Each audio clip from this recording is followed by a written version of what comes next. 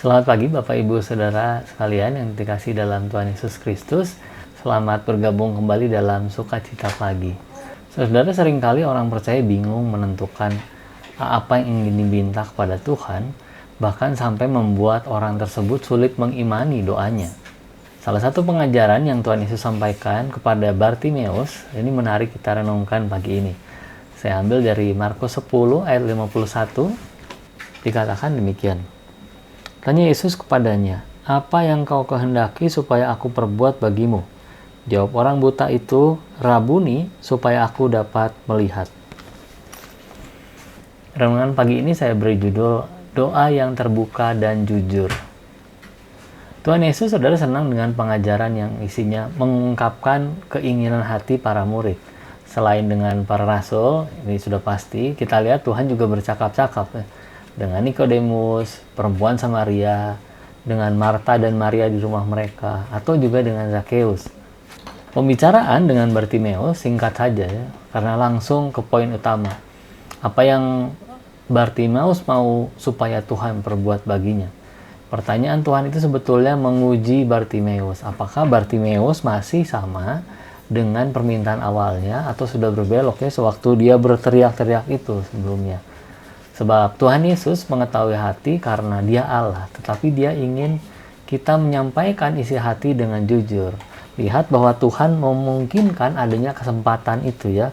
Orang-orang yang tadinya menyuruh Bartimeus diam justru dibungkam Tuhan Yesus dengan menghadirkan Bartimeus ke hadapannya.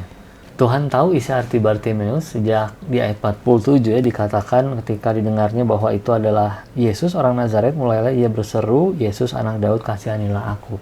Ini sebuah pernyataan iman dari Bartimeus kepada Tuhan Yesus, dan Tuhan Yesus ingin mengajar orang yang banyak itu mengerti bahwa siapa sebetulnya Mesias. Sebab Dia adalah Allah yang begitu dekat dengan orang-orang dikasihinya, bukan lagi Allah yang tidak terjangkau oleh manusia. Dia memahami kebutuhan Bartimeus, memahami kebutuhan kita, tetapi Dia ingin permohonan kebutuhan itu disampaikan dengan benar.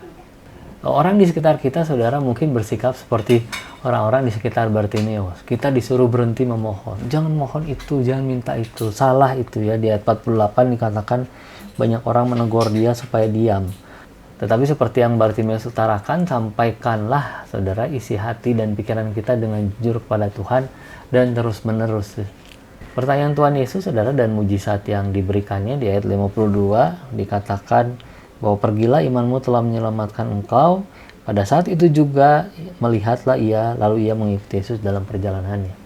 Saudara, ini menunjukkan kalau yang terpenting adalah penyampaian yang terbuka dan jujur kepada Tuhan. Dia akan meluruskan, saudara, doa-doa yang dipanjatkan dengan cara menjawab permintaan, menunda atau menolak.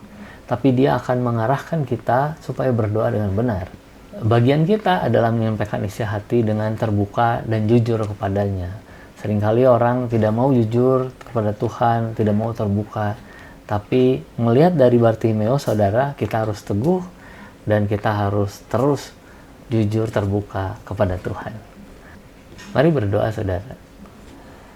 Bapa kami yang di surga, kami bersyukur menjadi anak-anak-Mu dan kami diberi kesempatan untuk menyampaikan segala isi hati kami kepada Tuhan. Dan Tuhan, kami percaya bahwa di balik setiap doa kami, Engkau akan luruskan permintaan-permintaan yang salah. Biarlah kami selalu belajar untuk berdoa secara terbuka dan jujur pada Tuhan.